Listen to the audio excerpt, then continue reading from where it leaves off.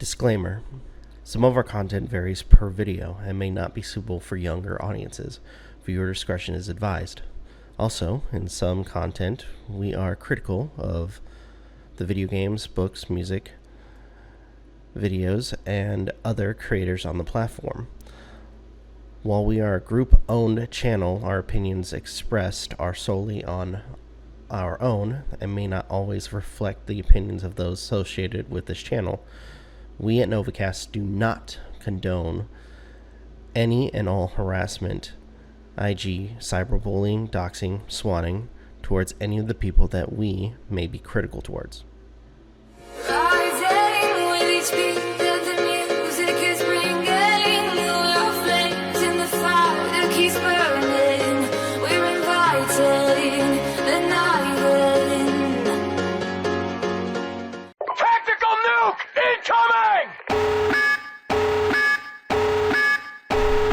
How's it going, everybody? Rob here, back with another video, and, well, we're going to be doing another reaction, this time focusing on a video from War on Dogs.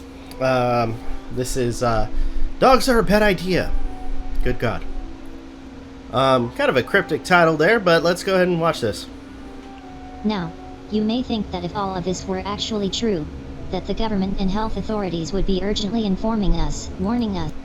Warning us about what? And making the practice of public, open defecation by dogs in all areas illegal. You may even...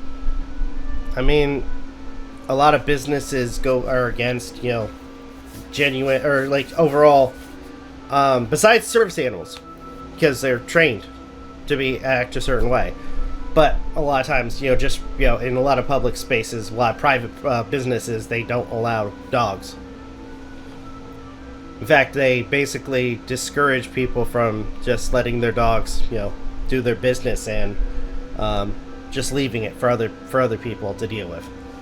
So it's not encouraged. It's nothing like that. It's just, you know, some people are assholes. Think they would put an immediate stop to this practice for the sake of everyone's health. What practice? And make dog keeping in cities and towns illegal. Like that would actually be like. It's again, I said this in the previous video. It's funny when people want to like, oh, we need to make it legal. Okay, how do you plan on implementing this? Like, how exactly do you plan on implementing this type of procedure? It's not possible. It can't be true that it's a huge health hazard and the authorities don't care and aren't doing anything about it. There are other things too that are considered a health hazard to humanity. Can it? In fact, they are pushing for more and more dogs to be brought into hospitals, hospices, schools, grocery stores, malls, libraries, etc. Bullshit. How can this be? Dogs can't be health hazards. Well,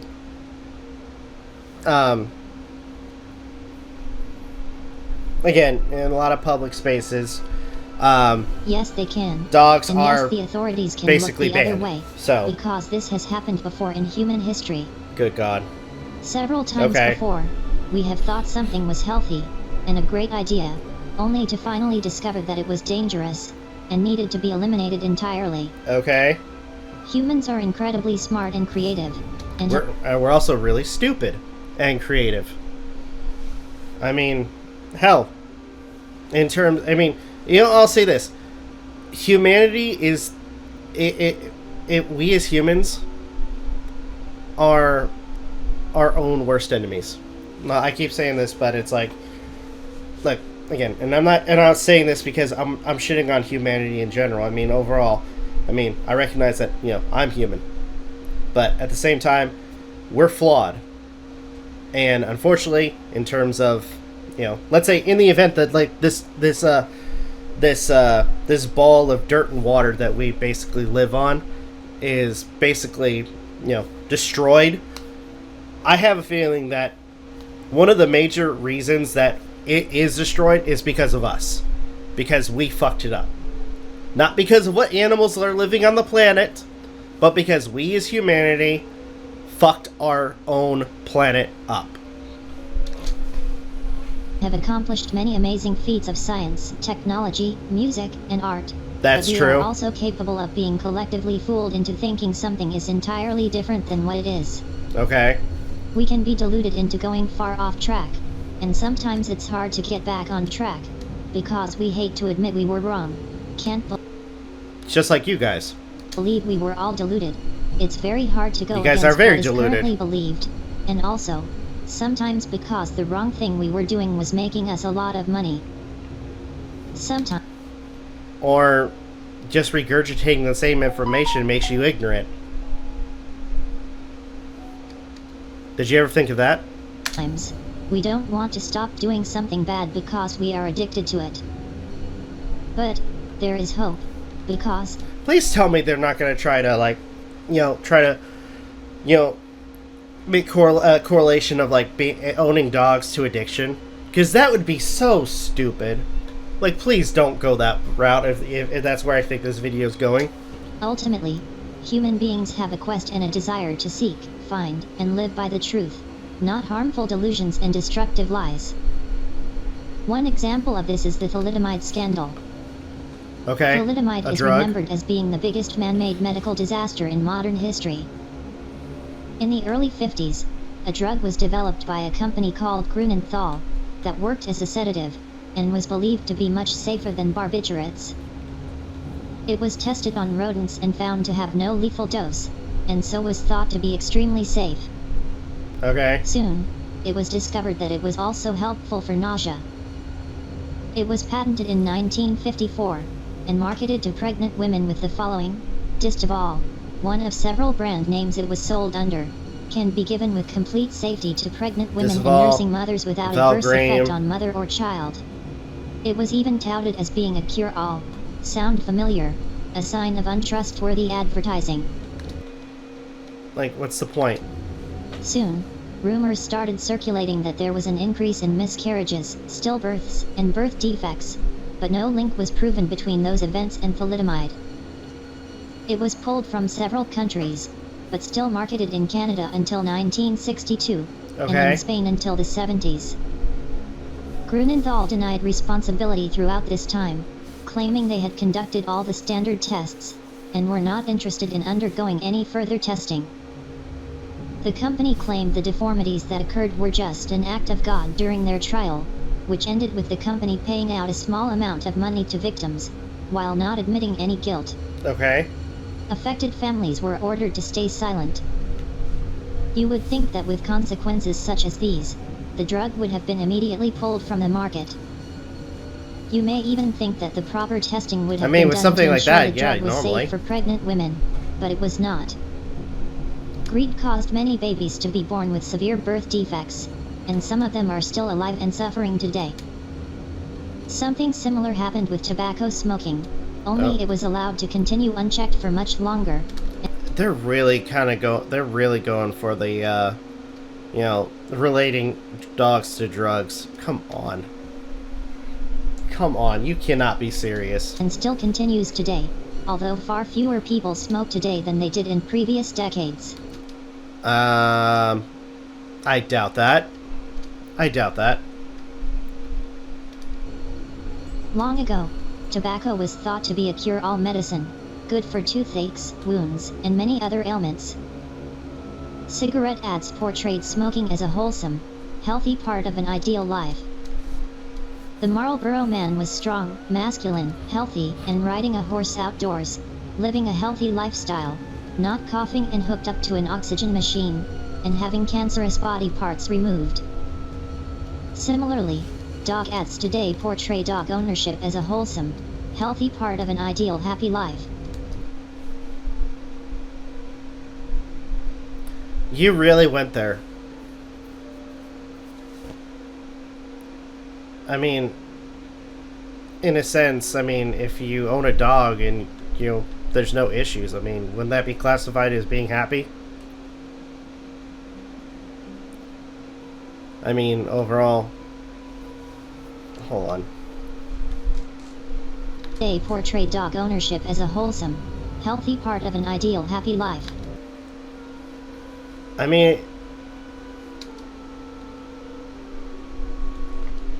Overall, again, if there are no issues, right? If they're not causing any problems, right? Cigarettes were even included in soldiers' rations, and soldiers came back from war addicted to them. Yeah, but how many of them actually use the cigarettes, though? That's the question you have to ask, though. In the 30s, most people in the US smoked, including most doctors. Doctors were even used in smoking ads, which were accepted as fact, to try to fight the growing suspicion that smoking was, in fact, harmful. 20,679 physicians were easily convinced to claim that Lucky cigarettes were less irritating to sensitive throats than other brands by giving them a free pack of cigarettes. Okay. No testing was done to prove the claim. Another brand, Philip Morris, attended medical conventions where they gave unlimited cigarettes to doctors, who published their findings in an official medical journal, claiming those cigarettes were less irritating to the throat. I mean, overall, with cigarettes, they made a lot of money with cigarettes. And unfortunately, some of them knew the harmful factors, but at the same time, with those particular companies, it's a drug. They're going to spend as much money as they can to advertise that it's okay. Next, Camel cigarettes came up with the ultimate marketing claim that more doctors smoke Camels after giving a bunch of doctors free Camel cigarettes. But also in the 30s. Alright, give your throat a vacation, smoke a fresh cigarette.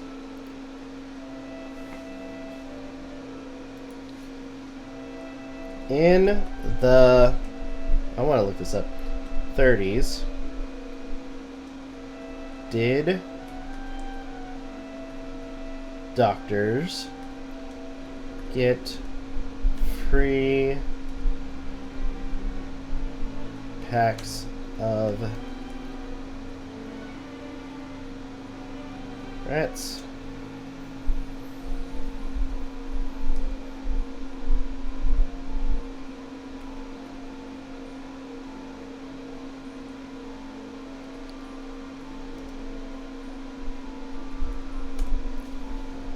I'm kind of curious about this.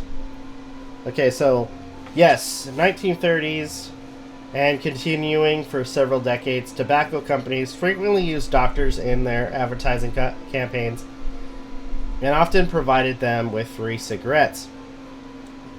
That's to say, the doctors that were still addicted or already addicted to cigarettes. These campaigns aimed to leverage the perceived authority of doctors to promote smoking and reassure the public about the safety of cigarettes, despite growing concerns about the health risks.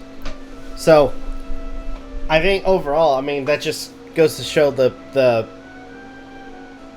corruption in terms of these particular doctors that took part in this, realizing that the cigarette itself was harmful, but at the same time still advertising it. All for a pack.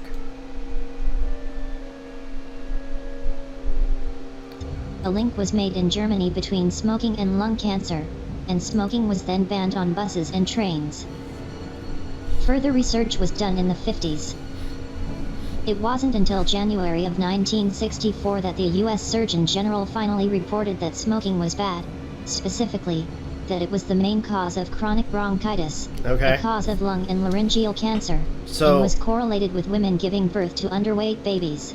So where does this correlate with dogs? This was, of course, denied by tobacco companies, but because it they have prompted money. Legislation to print health warnings on cigarette packages, and in 1971, tobacco advertising was banned on TV ads in the US. Cigarettes are not even visible in stores anymore, although they are still legal to buy. No, they're still visible. Just not as prominent. Similarly, today we have many people claiming that dogs are good for your health somehow, even though there is no truth to the claim.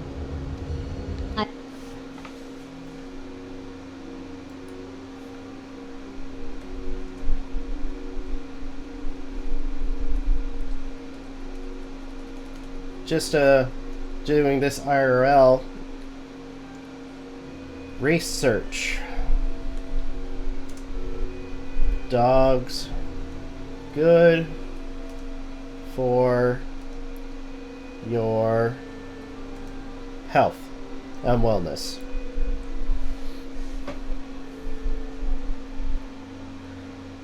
Okay. Research consistently demonstrates that dogs offer numerous health and wellness benefits for their owners. These benefits include stress reduction, increased physical activity, improved social interaction, as well as positive effects on mental health and even cardiovascular health. So, for stress and anxiety, interacting with dogs, such as petting or even just being in their presence, can lower levels of cortisol, a stress hormone. The increased levels of oxytocin, a hormone associated with bonding and well-being. Studies have shown that even short interactions with dogs can lead to significant reductions in stress and anxiety. Reduced depression and loneliness. Dogs can provide companionship and reduce feelings of isolation, which can be beneficial for individuals struggling with depression or loneliness. Improved mood. Dogs can boost mood and energy levels, making owners feel happier and more positive. And that's not even going into the physical, increased physical activity, improved cardiovascular health, enhanced immune system, better recovery from illness, and a variety of other factors. So there are studies in terms of like dogs being beneficial to people's health. Now I'm gonna say this though, in terms of what you're showcasing right now in this picture, because granted there are situations that happen with dogs and dogs attacking people, but you can't just claim that all dogs are bad when you have certain dogs that have a certain temperament that are, in a sense, not great in terms of human interaction. Not all dogs are going to act the same or act the same way. Some of them are docile. Some of them are, overall, I hate to say it, but some of them aren't going to be aggressive. And it's just a matter of dealing with the ones that are aggressive that we need to focus on. Not focusing on every single dog that you classify as a quote-unquote problem, or just lumping them all together. It makes no sense. And honestly, in terms of your thoughts on how to deal with the issue, unfortunately is unrealistic. I would love to see dog advertising banned on TV, and dog food hidden behind black barriers in stores, with customers having to ask a worker to get a bag of dog food out for them. Okay. And a person shamefully exiting the store with a bag of dog food. You would like that, wouldn't you? It just goes to show your character, man. Thing not to be seen by anyone. Recently, it has been proven that after decades of being nice using stock photos, by the way. Told that moderate drinking of alcohol is okay, and drinking some alcohol is actually good for your heart and better than not drinking at all, that in fact, no amount of alcohol is actually safe. Even 1 drink a day increases the chances of a woman getting breast cancer. So, we have seen that some things we previously thought were healthy. You're using stock photos. You couldn't find actual photos that aren't with these watermarks. I mean, really? The quality of this is just shameful. Wholesome and belonged in our daily lives, are not healthy at all. It sometimes takes many years to prove the link between diseases in a particular thing and then take steps to address it. Making money is usually the factor that causes these things to still be promoted and sold, even though they are bad for us. I mean, let's be honest here. I mean, there are certain drugs that are still legal, but at the same time, the only people that are going to be making money off that are the people that are the criminals that are running them. I mean, in areas like California, I mean, marijuana was made legal. There are certain distributors that are allowed to distribute it. Alcohol, I mean, it's still legal. And in a sense, okay, you know what? It's funny. There's a point I want to make. In a second, but I want to go further. Than this. Even though alcohol has been shown Since we're to be talking a about, carcinogen with no alcohol actual and safe drugs amount, and all that, alcohol is more widely available now than it has ever been. It is possible for our whole society to be deluded into making healthy connections that don't exist. We can't assume that the powers that be are going to protect us from harmful things. I mean, at times it's shown that they have. I mean, in terms of like certain animals being instinctually protective.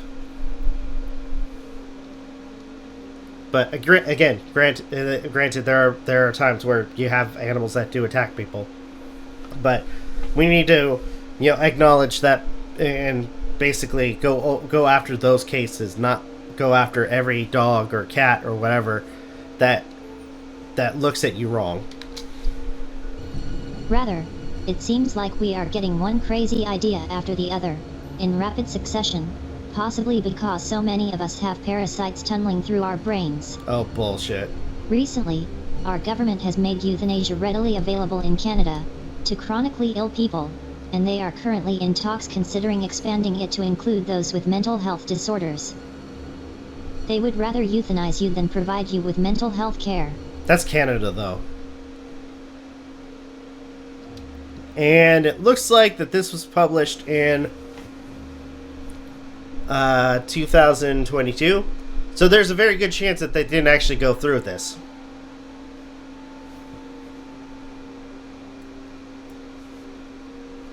Canada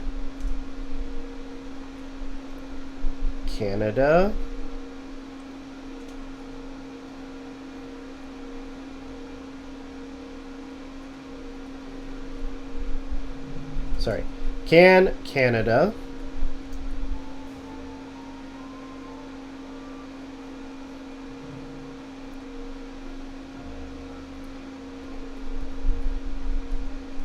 euthanize you current day?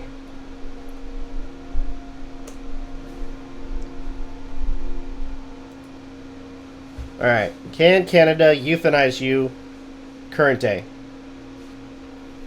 Okay, under current Canadian law, as of July 2025, a person cannot be euthanized against their will. Euthanasia in Canada, also known as medical assistance in dying or MAID, requires the voluntary request and informed consent of a mentally competent adult. So, in other words, they cannot force that on you. So, I guess this is a thing, but overall, kind of like in a lot of other situations that involve medical, or at least in medical attention, you have to have the patient's consent before you do something.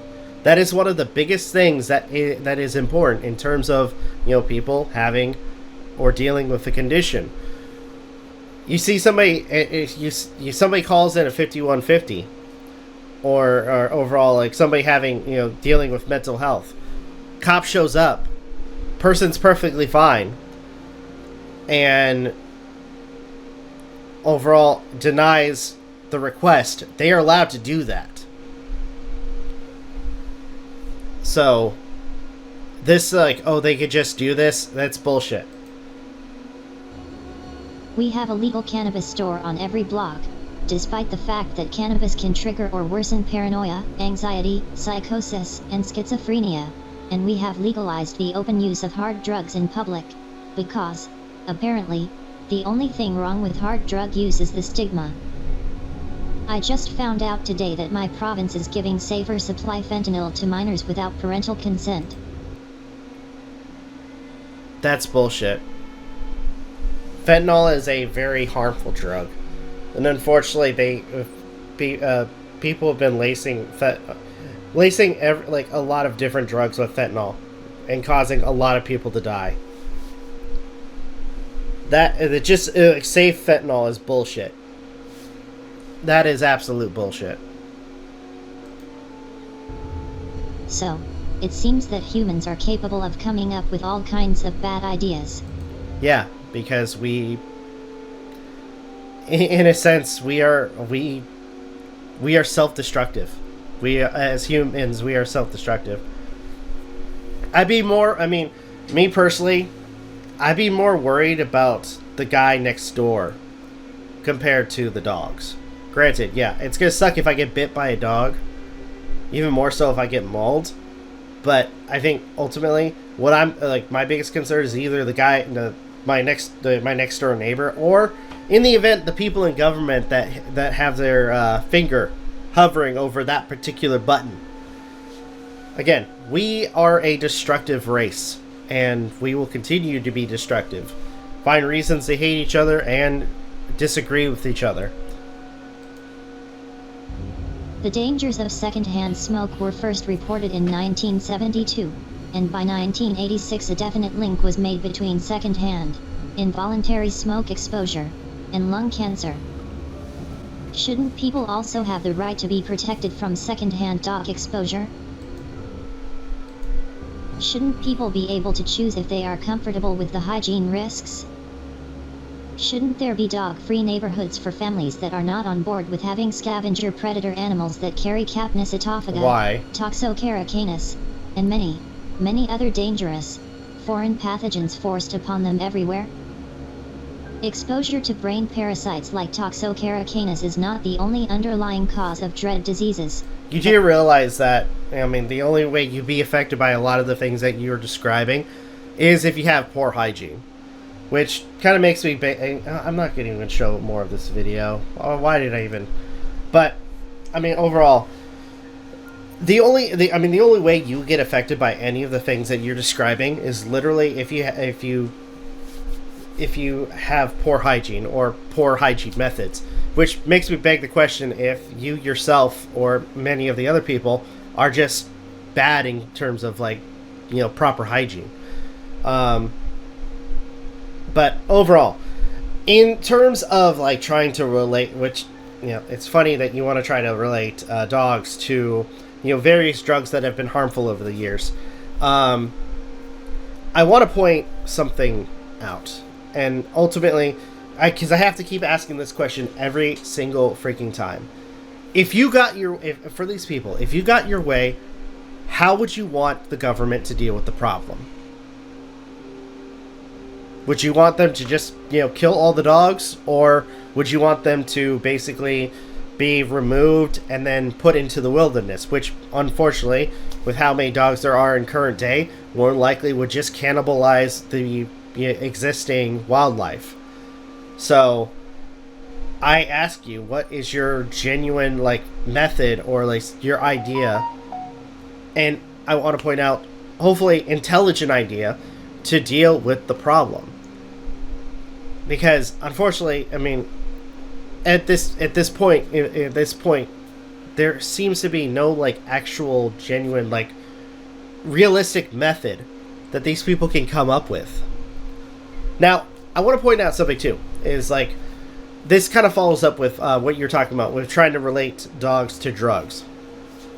There's been numerous times in history where we have tried outright banning particular drugs. We had the alcohol prohibition way back in the day, as well as having a marijuana prohibition. Both were ineffective because at some point, even during the ban, people were still getting alcohol, and unfortunately, doing something like this literally fucked our economy, where people were literally going to illegal suppliers to purchase said alcohol. And just imagine having the money being spent to deal with these particular issues. Granted, yes, alcohol is bad. Okay. We get that. But at the same time, overall, it would be such a hardship to even try to deal with it at this point.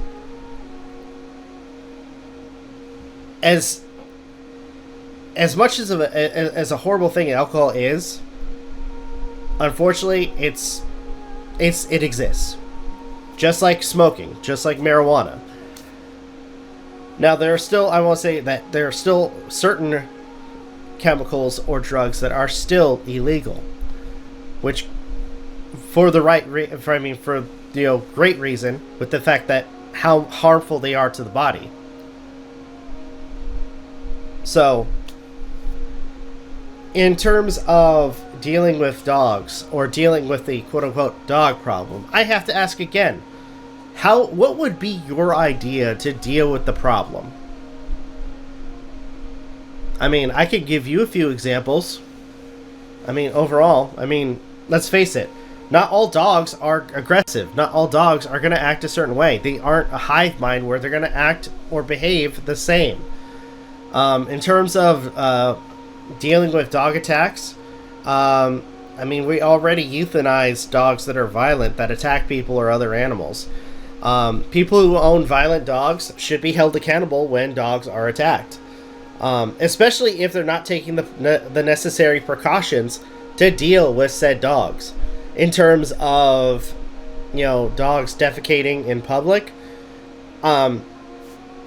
ultimately, I want to say this, because a lot of businesses currently already have a procedure to not have animals in public or private spaces. The only thing that's the exception is service animals. And usually they are trained to be a certain way where they won't defecate in public. So, now, I do think that, in the situations where you have people, in the event that you have people that don't follow the rules, that allow their animals to do that, then you know what? Then they should be held accountable. I'm just gonna say it. Certain people need to be held accountable when they bring their animals to a place that the animal shouldn't belong, especially if they're not properly trained. So, anyway, overall, I don't think that outright banning the animal is effective and necessary. What we need to do is police do more of a policing of the animals that are the problem, not just lump every dog together and try to get rid of them. But anyway, that's just me.